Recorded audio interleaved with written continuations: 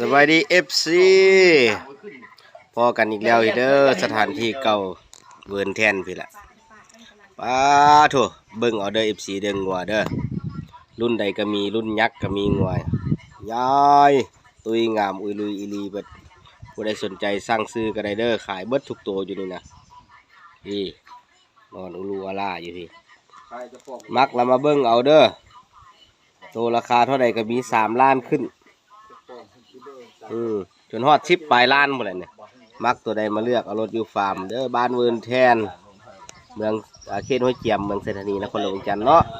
พัวพันอาจารย์จันทาเด้อเดี๋ยวสิขึ้นเบอร์โทรศัพท์ให้อันนี้เขาเอิ้นเผางัวนี่นะเฮ็ดหนังสวรรค์เลยเอามันซุกกระบาดกูเลยวะโอ้ห่างบ่ได้ลวกบ่เป็นยังเผาหลาย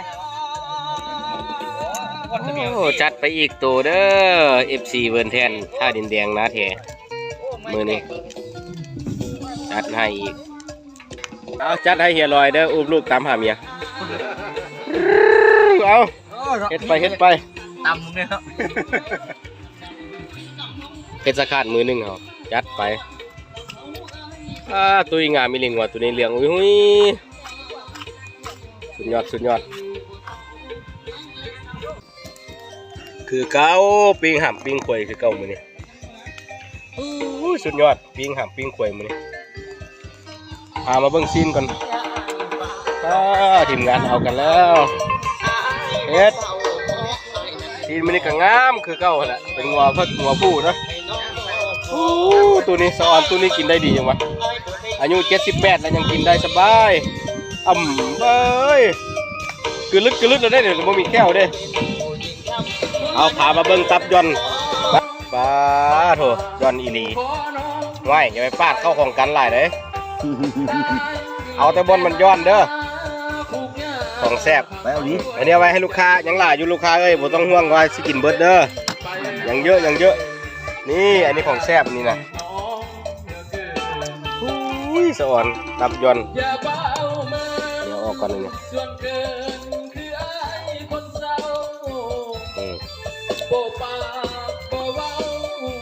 มากขลั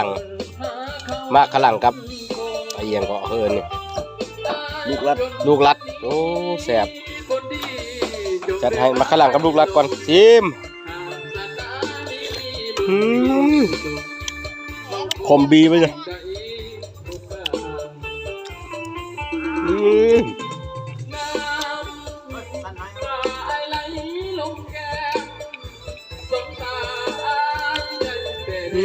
แซ่บเอาว่านะมีตับดำตับขาวก็มีบอกน้องกินผู้เดียวผู้อื่นผมไม่กินแซ่บเฮ็ดความสุขบันเท่าเบิดเท่านี้แหละได้มากินตับย้อนเนาะคำใหญ่ๆให้ FC เบิ่งก่อนป้าใหม่ๆสดๆเลยยังติดเลือดอยู่ใส่น้ำแก้ววันนี้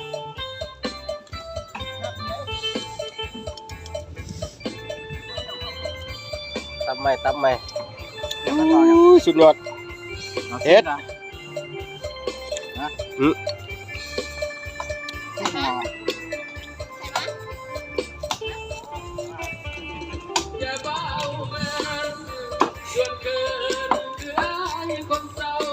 จบข้างหลังยังบริใส่สั่นก็ยังบริใส่ได้2 โลแล้วอะไรขนาดบอลได้หลายจอกเลยเนี่ยหากว่าได้3 จอกกันมีเฮียลอยอยู่นำนิมวนคาดบ่ได้หน้าทีมงานเราเลยมอบเป็นพิเศษเด้อคลิปนี้เต็มเบิ่งให้มันจู้ใจเลยเนาะคนเบื้องหลังเบิ่งให้มันจู้ใจเลยมอบให้ FC ทางบ้านเด้อ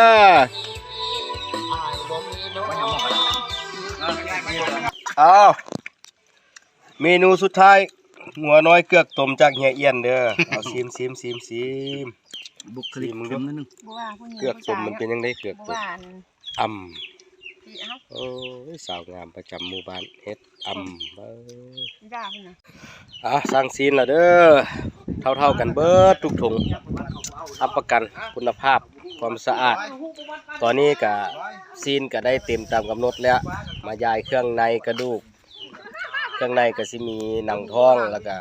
30กีบแล้วกระดูกก็จะได้3อย่างเนาะกระดูกข้อขากระดูกสันหลังแล้วก็กระดูกข้างได้อันละทงล้านเนาะจัดให้พิเศษ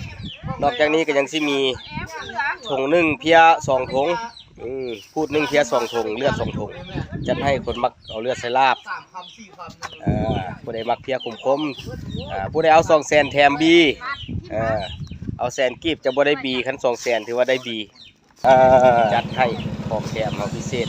เพียถุงละ2ถุงพูดละ2ส่งซีนลูกค้าประจำข้างหัวเท่าใดเพิ่นก็บ่เคยพลาดได้สร้างใหญ่ประจำทีมงานบ้านท่านแดงเขาสร้างกตันนั่นเองสนใจได้แปลงรถจักรรถทีบอุปกรณ์ครบสุดสร้างใหญ่มาแล้ว200,000แถมบีพิเศษให้อันละบ่อนทึกใจบ่อนนี่แหละสร้างเพิ่นบ่เคยติดนี่จ่ายสดอย่างเดียวเอาเงินกีบเด้อบ่เอาเงินบ้านเงินดอลลาร์บ่เอาเด้อเอาเงินกีบเด้อสนใจเด้อแปลงรถจักรรถใหญ่ก็ได้เนาะครบวงจรเนาะงัวเผาดูทางกินมื้อนี้แซ่บๆเด้อขอบใจเจใหญ่ใจดีเด้อโอ้ผู้ใดสนใจเรื่องการซ่อมแปลงติดต่อเพิ่นเด้อมื้อนี้ก็เสร็จสิ้นภารกิจเนาะขอบใจ FC ที่ติดตามเด้อบ๊ายบาย